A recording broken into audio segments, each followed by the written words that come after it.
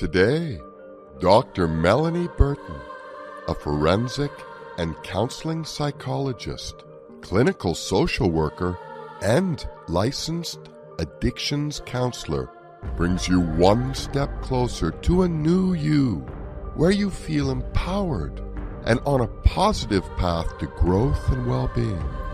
As a solutions-focused therapist, Dr. Melanie Burton can help you live a life worth celebrating by unearthing those long-standing behavior patterns and perceptions that may be holding you back.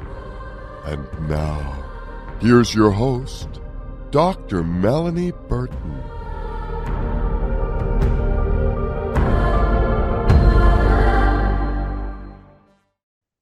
Hello, everybody. I hope everybody's doing great. So we're just about halfway through the week. Today is Wednesday. It is Hump Day. And today I have a really wonderful guest on my show that I'm looking forward to everyone meeting. It's a pleasure. Hi, Kevin. It's a How are pleasure. you doing? Good. It's a pleasure meeting you. How are you this afternoon? It's nice to meet you too. Thank you for taking time out of your busy schedule to be on my show today. Well, thank you for having me as a host. Yes, I'm very, very happy and excited to learn more about you. So, just so that everyone knows, I apologize. I'm having problems with my little earpiece. So today our guest is Kevin Meehan. Kevin is a trauma survivor, integrative health specialist, and the founder of the Meehan Formulations. Kevin was faced with emotional trauma, abuse, addiction, and homelessness as a teenager. To inspire others to overcome their challenges just as he was able to do, he has written of these experiences in his memoir, Fallen Peppercorns, Overcoming Child Abandonment, Abuse, Starvation, and Drug Addiction to Become a Humble Optimist.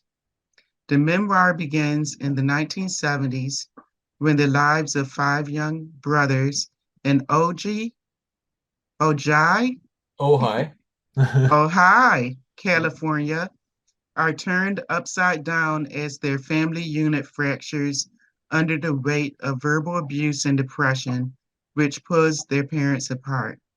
When a priest arrived unannounced to tell them their single mother was admitted to a mental institution, they were put on a Greyhound bus with few belongings, abandoning their pets, to Clackamas County, Oregon, to live with their father and his new family. When the boys endure humiliation and neglect to the point of starving by their second family, 13-year-old author Kevin escapes alone and ends up back in Southern California, where he lives in an orchard, stays alive eating oranges, and falls into selling and using heroin as an alternative to sporadic backbreaking labor. Somewhere between beautiful mind-expanding drug-induced experiences, horrific beatings, and sexual assault, Kevin learned to rely only on himself. In the face of despair, Kevin developed a mental toughness tempered with compassion and a deep appreciation for the full spectrum of life gifts, without which he would not have survived. 50 years later, Kevin has overcome the embarrassment and shame of his experiences to tell his story with a sincere motivation to help others who are having trouble progressing in their lives because of trauma. Kevin's core belief is that even the most traumatic events are experiences that cannot diminish the beauty and potential help within us unless we allow them to do so. His ability to thrive despite the most horrific childhood experiences offers readers a blueprint to elevate their expectations and redefine what's possible. Kevin's use of the metaphor of falling peppercorns from the ancient tree outside of his childhood home summarizes his perspective.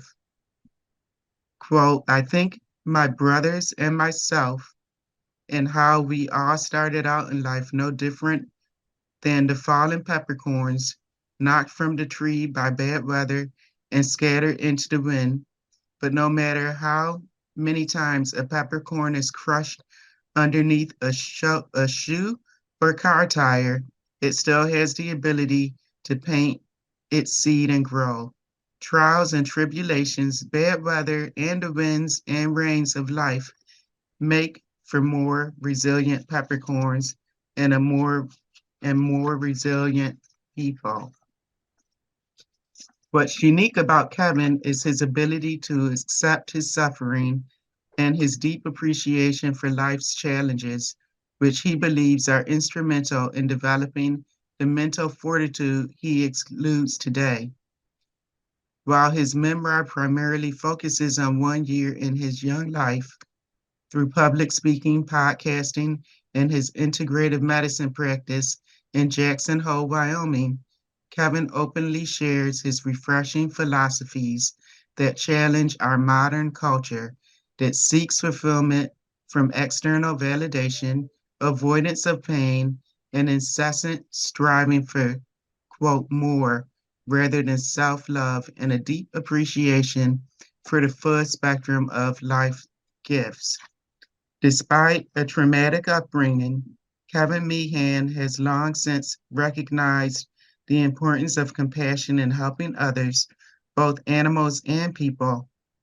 After arresting his own type 2 diabetes naturally, Kevin became an integrative healthcare practitioner and founded Teton Valley Health Clinic in Jackson Hole, Wyoming, over 30 years ago. Through his practice, he addresses a whole range of issues from acute injuries to chronic imbalances in active people. His curiosity and passion for biochemistry let him design and produce the unique patented Meehan formulations line of supplements for both people and dogs that restore health naturally by addressing the root causes of health challenges instead of treating the symptoms. Kevin has a master's degree in Oriental medicine and Oriental medical degree and holds a diploma in acupuncture. His Meehan Health Line is a compilation of online instructions, cooking courses that comprehensively examine the root causes of diseases such as diabetes, arthritis, MS, depression, cancers, and heart disease. Wonderful.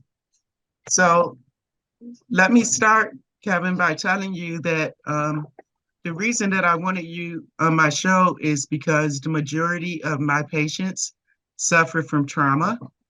And what is so inspiring about your story is where you are today and the life that you live and everything that you're doing to help people heal. Well, thank you. And once again, it's an honor being on your show. And I appreciate individuals like you that are helping so many people in assistance. It's wonderful. I'm honored to be here, and I'm honored that the book is out and to present what happened to me as a child, that maybe it will provoke some inspiration for individuals that feel if they've had a difficult time in their past, that there are opportunities for us to overcome, as I am not any more special than anyone else. And if I can do it, so can they. Yes, it can be done.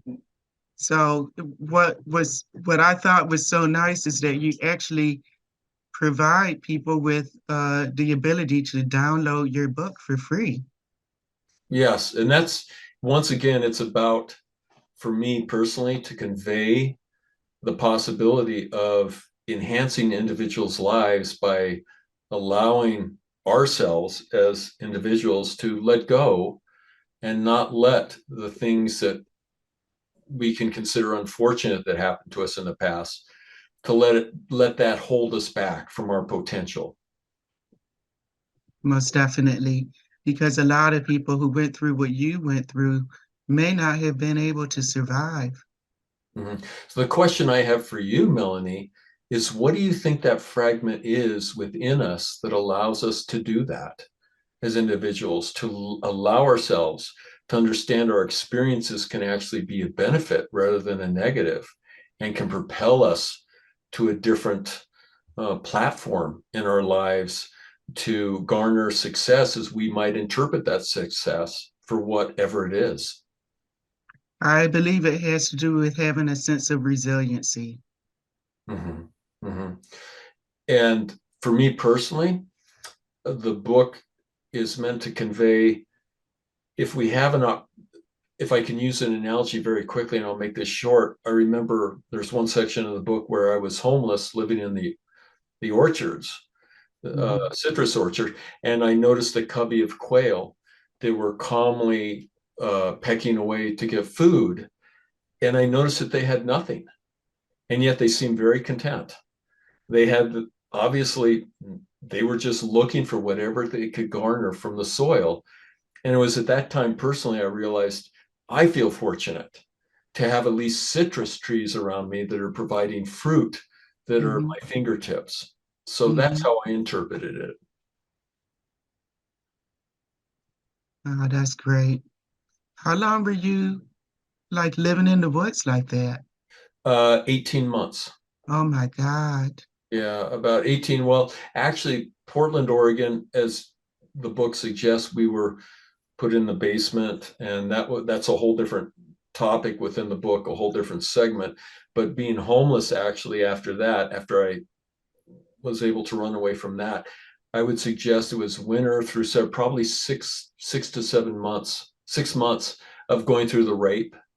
I was raped multiple times, and then I became addicted to heroin. And things at that time, I became life became relatively, how can I say this? It wasn't that it wasn't important, but I became more aware that this may very well be my life, being addicted to heroin, homelessness. And then I realized, as I mentioned, looking at those quail, that I had the opportunity of honoring what I had rather than what I didn't have. So there was a shift from looking at, let me be grateful for having oranges at my fingertips rather than what I didn't have, which was a home. Wow.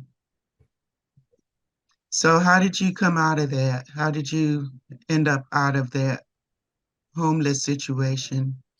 Um, well, what happened is I was arrested, or basically caught for selling drugs to my high school colleagues.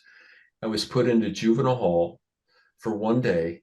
My mother retrieved me, and at that time, she picked me up, and she, on her way home or to her house, I recall her specifically saying, "Kevin, maybe we can work this out.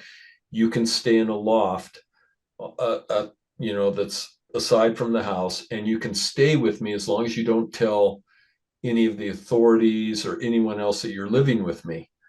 And to extrapolate on this, basically, this gave me the opportunity. At least I had a shelter. At least I had a loft. You couldn't stand in it. It was only like 4 feet high, but at least I had a place to rest, to stay warm.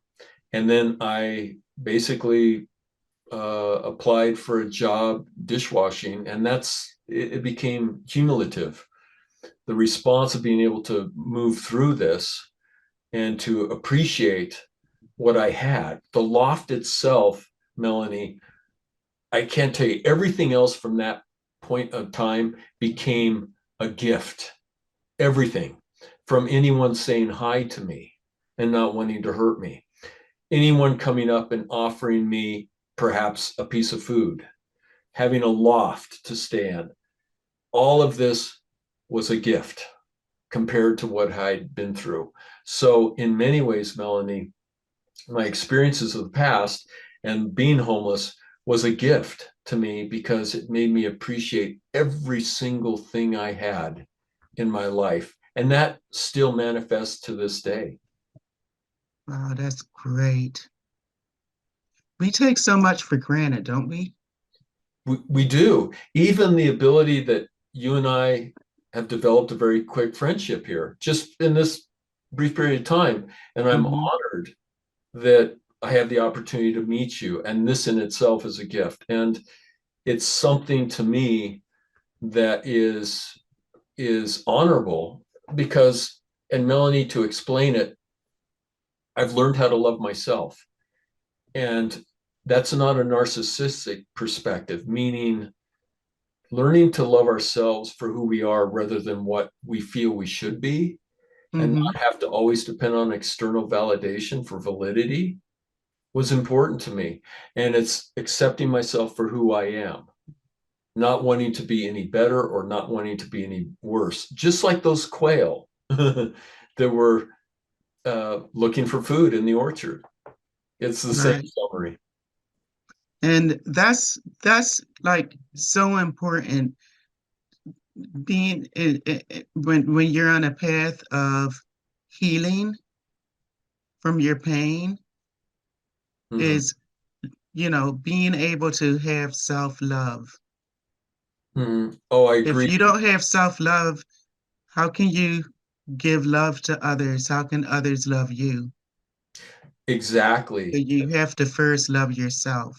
Very good perspective. You hit it right on the head, I feel. And now I'm a healthcare practitioner, a research biochemist, and now I have the honor of being able to help others in the best way that Mm-hmm. I can. Mm-hmm. And the amount of patients that I have with clinical depression, the amount of patients that I have with emotional, as you're very well, familiar with in your work, is I think what happened to me extends a process to where maybe I can help other people better by expressing to them, to validation, self-validation, regardless.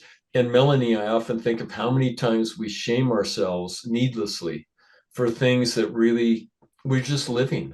We're just humans. And if we hit a car or if we hit a rabbit with a car, let's not hold ourselves guilty to that. If it was an accident, it's an accident. And rather than shame ourselves, let's do the best we can and understand that we're only capable of what we're capable of. And by accepting that, I think we begin to learn to love ourselves uh, more fundamentally appropriately. That's a great perspective. We have to learn how to forgive ourselves and understand that we're not perfect. All of us make mistakes. Mm-hmm. A point that I want to make is that, your mom had her own difficulties as well, but she never gave up on you.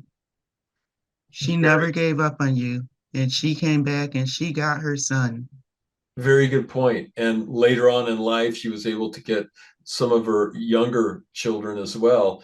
And a very important point is a lot of people who've read the book are really dismayed with my father's actions, abandoning his kids. And two years before he passed away, I was having dinner with my younger brother with him and his current wife, and he got up from the table and he said, "You kids have ruined my life.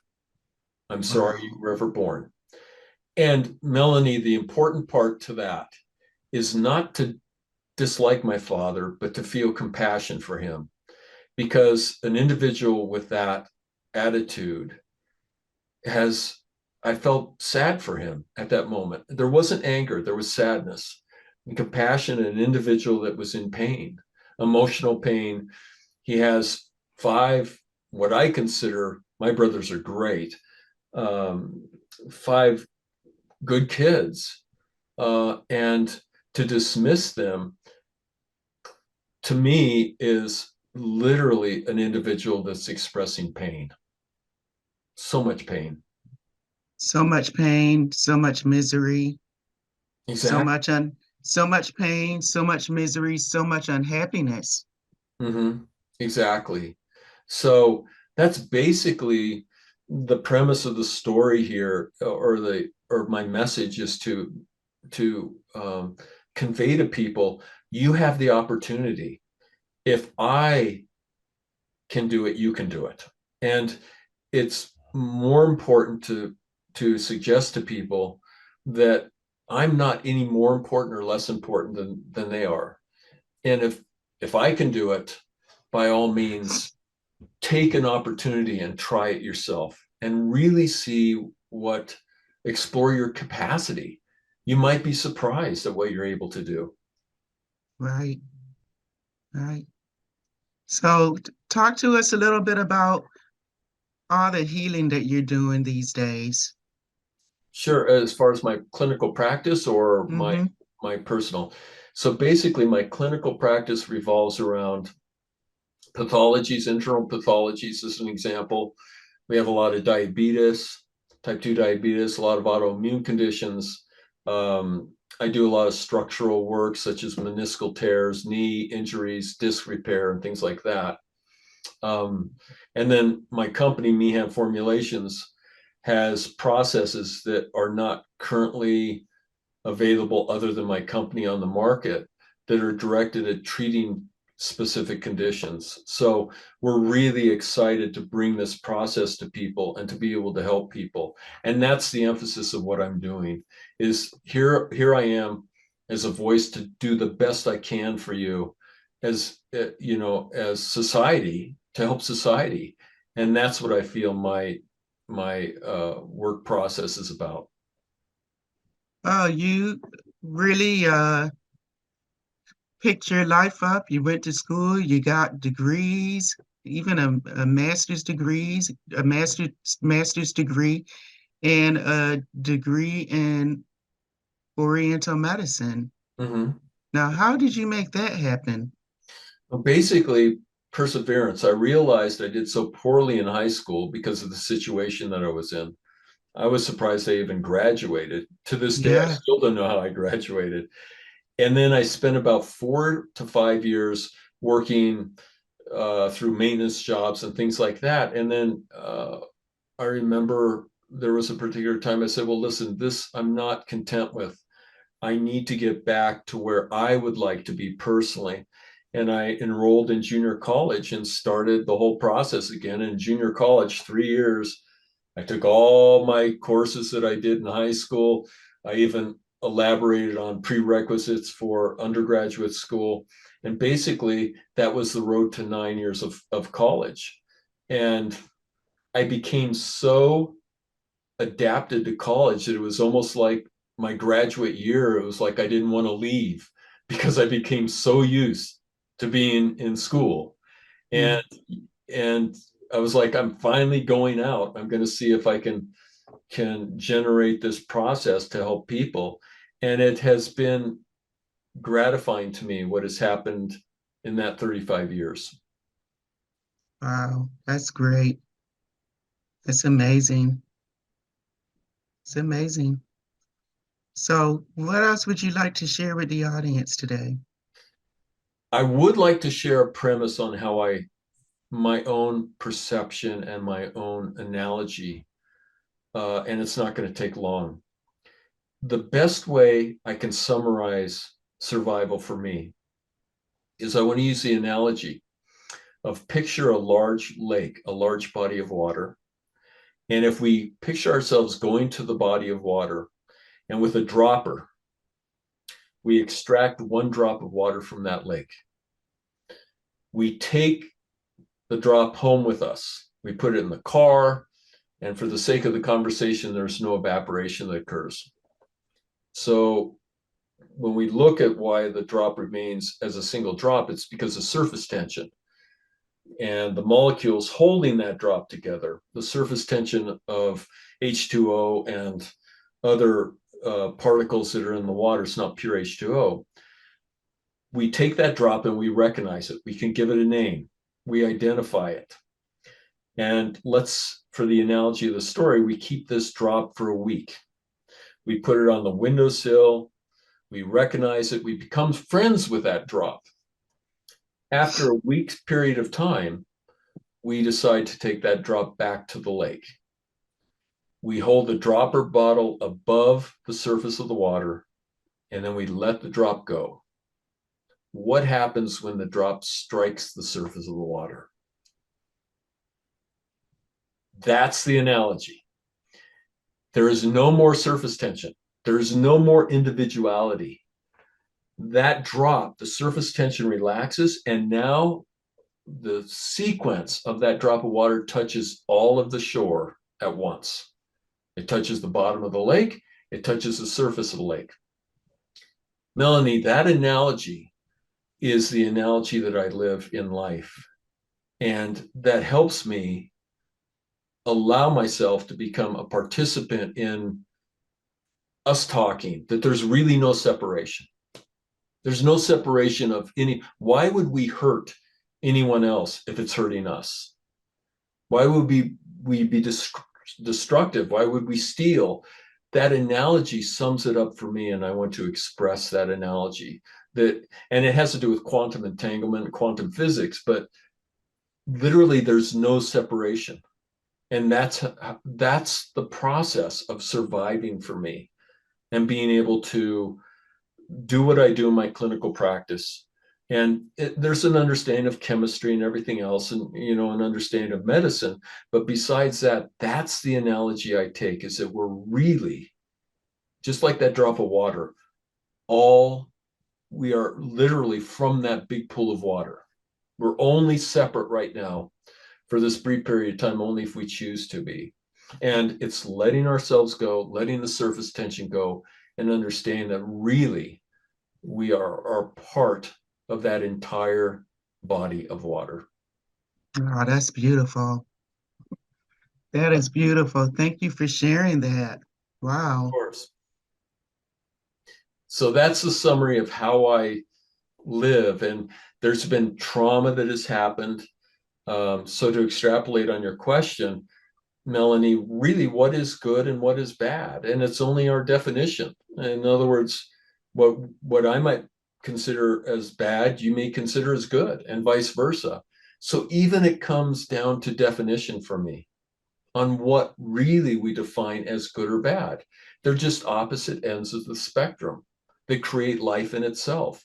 And I remember in studying traditional Chinese medicine, the 5 basic elements, and associated with those 5 basic elements are the emotions of anger, joy, fear, sorrow, and worry. And to participate in experiencing all those emotions, to me, is the gratification of experiencing life. There's no particular time I want to excuse any of those emotions. I want to be able to experience them, but not to hang on to them, to allow them for me to experience it, just like you experience walking in the sunlight. You do it for a period of time, you experience it, and then you walk inside, and that's done. And I think that's really, for me, a critical attitude of being able to not judge emotions, but rather to experience them and not hang on to them, but rather let them go. Right. And speaking about the drug addiction, I mean, that happens with people spending years and years and years numbing their emotions. And then once they get clean and sober, bang, here come the emotions, and you can't numb them. Exactly. And instead, and this is your clinical work, which you're very well experienced in, is allow them to experience those emotions and not judge them. And I think it's conveying that, to be able to say, listen, we are honored to be able to be living and to be able to experience all these emotions, rather than to think that they're bad. Right. Right. And you're right, because a lot of people do judge the emotion and Yeah. get angry with themselves for having that emotion. And to hang on to them. And you, as you probably are well experienced in clinical psychology and couples, we see these couples that divorce. I see a lot of them. And it's because of possession, it's because of judgment, rather than to say, I really love you and I want you to be happy. If you want to be happy doing what you're doing, then do it. And I accept that. And that to me is true love, rather than possessing, saying, you will not do this. I don't want you doing that, because it's even intriguing to me how we bring that into a relationship. Very true. So can you dig a little bit more into your clinical work, and can you talk to us about the acupuncture? Sure. So basically, I don't practice, so to speak, traditional Chinese medicine, which emphasizes meridians, in only a few sessions for like increasing visual acuity is one. Depression is another one where I use traditional acupuncture. Weight loss is another, but primarily the application of using this is to instill, as an example, regeneration of cartilage or reabsorption of a disc that's been herniated or extruded, labral tears in the shoulder and the hip. So basically, my work revolves around primarily, I'd say about 70% of injury repair. I work on a lot of NFL players. I haven't seen many MLB players yet or NHL players, but primarily NFL players. And as we can imagine, there's a lot of injuries in the NFL, structural injuries, knees, ankles, things like that. So I really work on that process of the potentiality of generating a reparative process that is accentuated with the work that I do. And that's primarily the work. If we're dealing with a pathology such as cancer or autoimmune, we have processes to be able to, which are very effective, by the way, which can work in correlation or adjunct with allopathic medicine, or even isolated from allopathic in itself. We have a lot of success with things like rheumatoid arthritis or, any other autoimmune disease that we can think of. So that's basically an encapsulation of what the practice entails. Okay.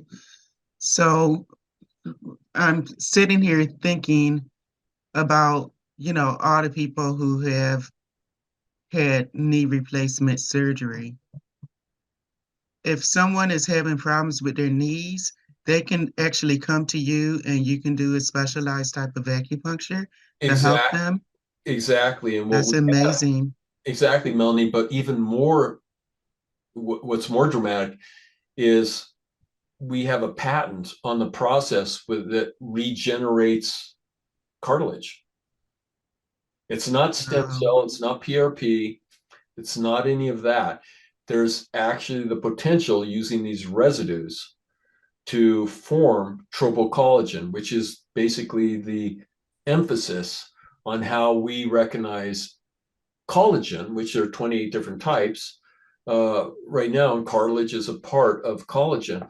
We have the potential and the possibility of generating this so they don't have to get a knee replacement. And that's the beauty of this. It really is very satisfying for me that we have the potential of being able to help people like this that may feel like they have no other option but to go through surgery or a replacement prosthetic. So what about people suffering from chronic pain? Do you have people who suffer from chronic pain coming to see you? Correct. We do an evaluation, see what the C-reactive protein. C-reactive protein is generally a marker to give us an idea why pain is there. And we have a process, Melanie, that you might find interesting.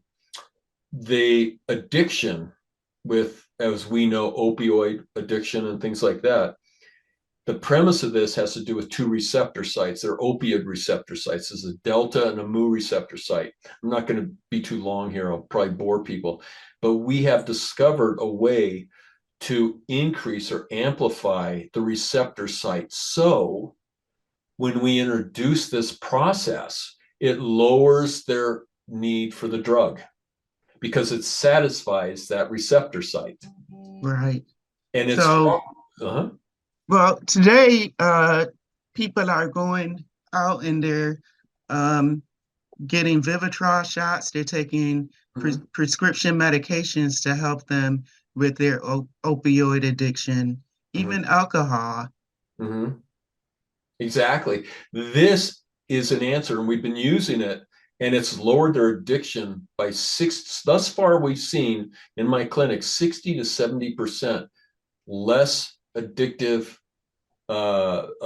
properties when they use this, and it's harmless. And the other part of this is it increases and modulates pain. It has to do with something called enkephalins, and it paces enkephalins, which lowers their pain, but it decreases their addictive rate.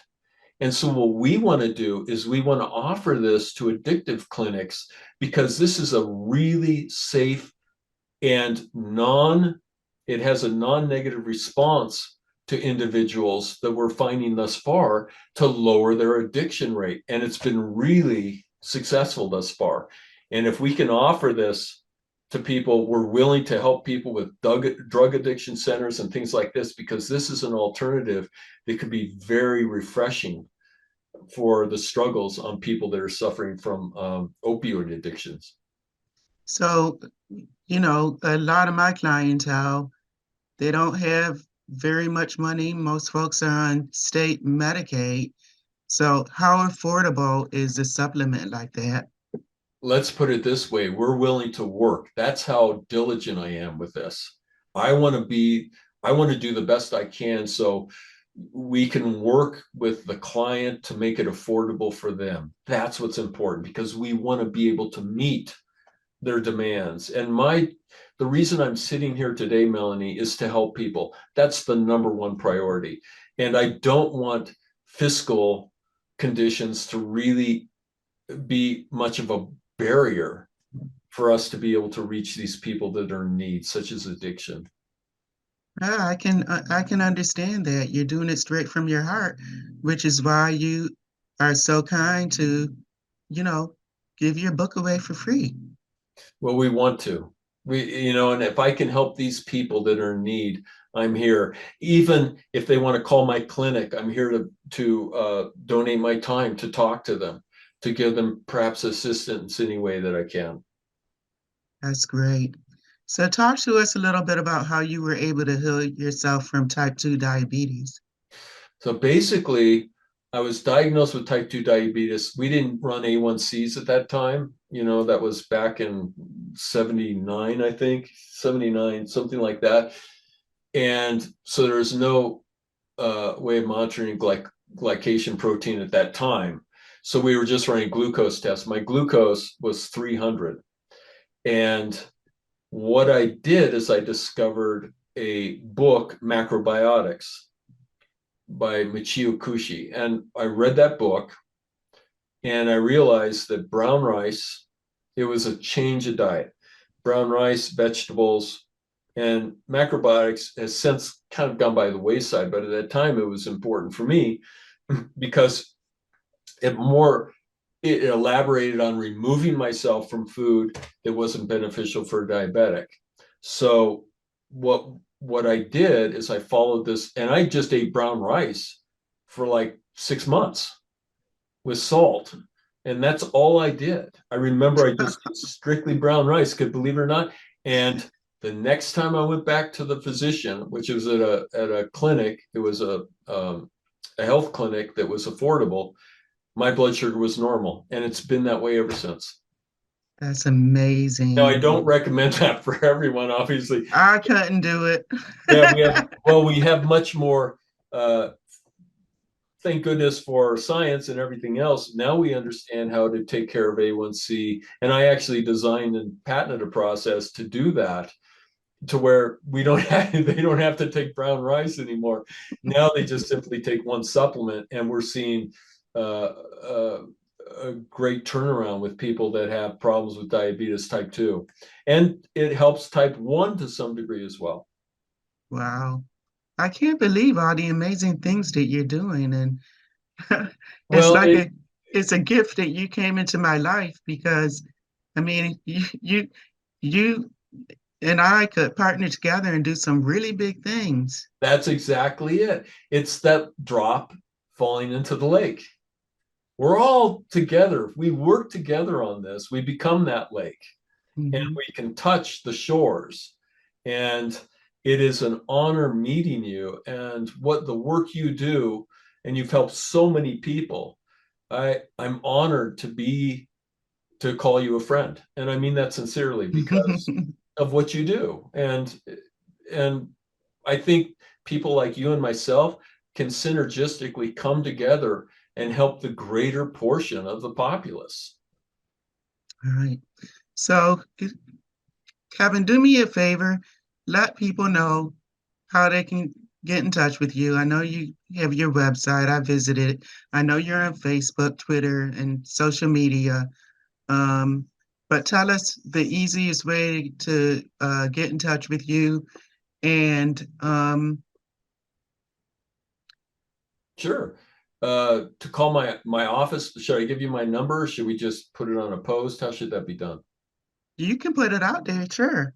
Sure. Give us your number. Yeah, basically it's 307-734-8044. And that's my clinic number, and that's the best way. Or you can email me at the letter K Meehan. So it's K Meehan at Bresnan, which is BRESNAN.net. Okay, that's great. So do you do any speaking engagements? Do you travel? I do. I've been busy lately and haven't done much, but I do lecture. But I do speaking engagements when invited to do so. And that is a venue we're seeing more and more common today with not only the book, but what we're doing with the company and everything else. So I'm honored to do a speaking engagement. Once again, Melanie, it's if I can help and provide and get the message out there. And it can be anything from pathologies, like how are we going to take care of, gout as an example. I'm happy to give the dialogue on what we see that's helpful, to give an explanation medically and to go into the biochemistry of it. And what I do when I practice medicine, Melanie, is I give a biochemical premise on why it occurs. As an example, if you have a bacterial infection, why is this bacteria doing what it's doing? How can it be harmful for you? How can we best treat it? That type of thing. So I like to cover the whole dialogue from a scientific perspective up to a perspective of saying, how are we going to treat it? What is the protocol in order to treat the pathology? That's great. Very nice. Very nice. Well, we only have like about 10 minutes left. What else would you like to share with the audience? Another thing I'd like to share real quickly. Do you remember, Melanie, the early episodes of The Twilight Zone? Do you remember that? Yes, I used to love it. There I was think it was, I think the Twilight Zone was like my sister Robin. Kudos to you, Robin. That was her favorite show. She would make us watch it with her. well, she would probably remember the episode that was the most standout to me. There was she'll probably remember this one if she's listening. There was this, I believe he was, if I remember correctly, he was an industrialist, right? And he had a few companies and he used to take advantage of people. He used to take advantage of his clients. He used to just, overcharge. And I believe it's in New York. He's walking across the street and he gets hit by a car. Mm. The next scene is he wakes up and he's on the couch in this penthouse in New York. And he's overlooking the city. He's being waited on by beautiful women, bringing him drinks. And he has a personal assistant who asks him, listen, is there anything I can do for you? The whole show revolves around him in a smoking jacket, getting everything he wants. And at the end of this episode, he was confiding in his personal assistant. And he was confiding, saying, the way I treated people when I was, living and everything else, because he was told he passed away, the way I treated people, I thought I would have ended up in hell. And his personal assistant responded saying, what makes you think you're in heaven? Wow. That gave That's me what I want to say. goosebumps. That is our perception of what we think might be heaven actually could be, or what we think could be hell actually could be heaven. And that's what I wanted to suggest, is that why that one program was so instrumental. And I want to convey that we may consider ourselves, whatever current state we're in, as it being good or bad, rather than saying it just is. And we have the opportunities of saying we're only judging this as bad when it's not really bad at all, or we're judging this as good when it's not good at all. It's just a matter of our perception. And I'd like to convey that regardless of where we're at. And me in my past being homeless and addicted to drugs and being raped, it was only my perception of it being a bad situation, because look what it did for me today. It escalated me and it propelled me to a point of where I am today, where I'm hoping that I'm helping other people. And how can this, what happened to me as a young teen, be noted as being negative if it has allowed me to be where I am today? You're right, but as I'm listening and speaking with you, I'm thinking about, because I did a radio show maybe about 6 months ago, or a podcast, and I talked about why people are so angry today. Like, what is going on in the world that people are so angry? This isn't, this is like a different world. And I think about, all the young children and teenagers, adolescents who I work with. This is a different world for them than it was for me. And they, you know, young people today, I'm seeing so much anxiety, I'm seeing so much depression, and I blame some of it, a lot of it on social media. When I was growing up, there was no social media. So, what is your spin on exactly what's going on in this world today and how we can make ourselves feel better? I personally feel that, and I'm going to give you my own perspective, I feel that personally women are more intuitive than men. And if men would learn to shut up occasionally and listen to women more often, we have a window to the cosmos. So to answer your question about the anger, I see it more with men than I do with women.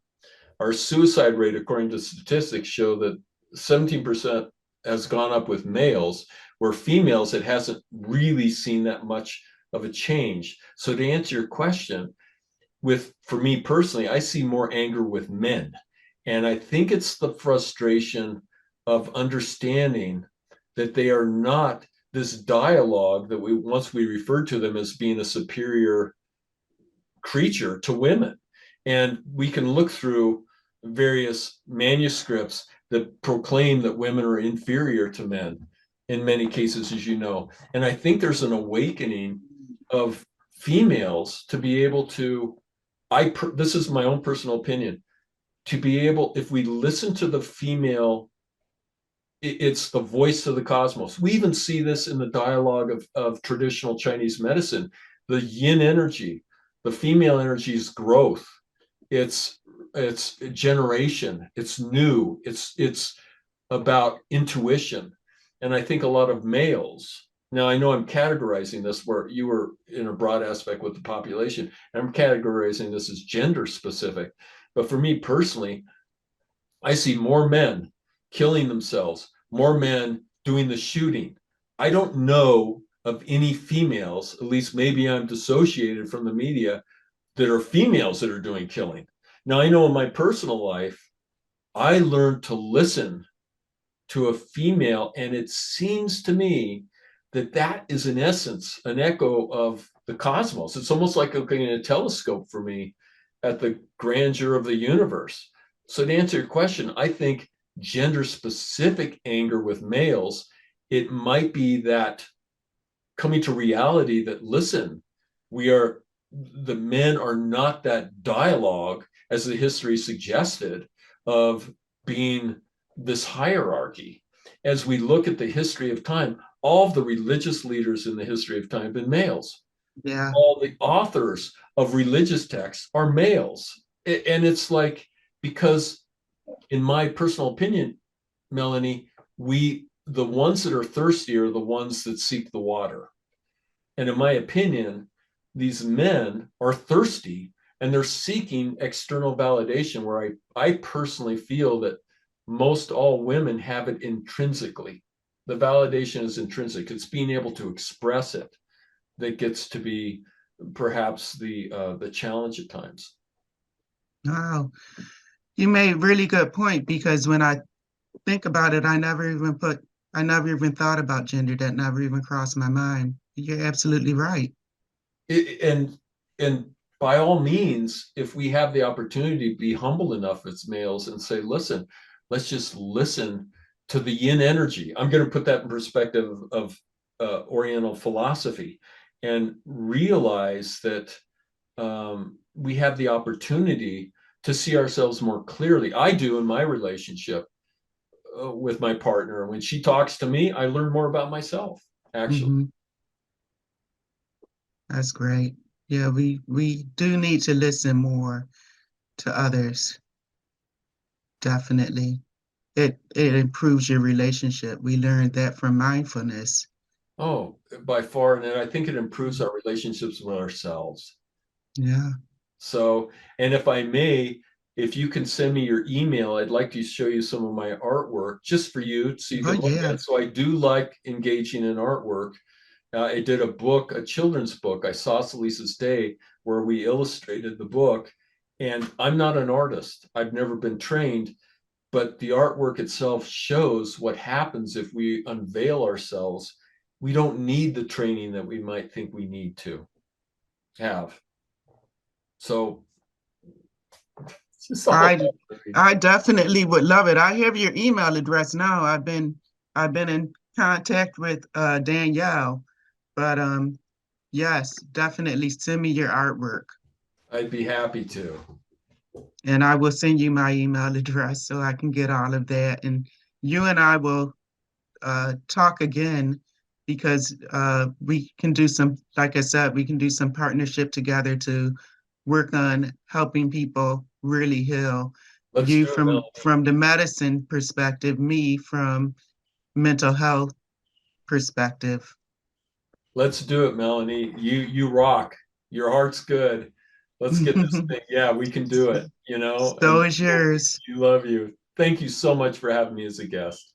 Thank you so much for being a guest. So I just want to remind people, if you would like to contact Kevin at his clinic because you're suffering from chronic pain or depression, substance abuse, what have you, he can be reached at 307-734-8044, 307-734-8044.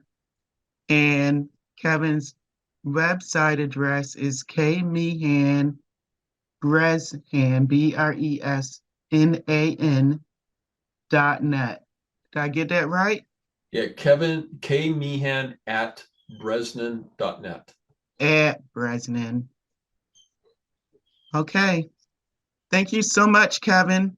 It's It's an been honor. nice. It's been so nice spending time with you, and I will be in touch. Thank you, Melanie, so much. And let's try to do this again if you want sometime, okay? Yes, yeah, you gotta, I'm sorry, you gotta come back and be a guest on my show. Let's do it. Let's do it, young lady. Definitely. Okay. Okay. You be good. Well, you take care of yourself and God bless. You too. Bye-bye. Bye-bye. I just wanted to let everyone know I've had guests these past few weeks, but I'm gonna come back.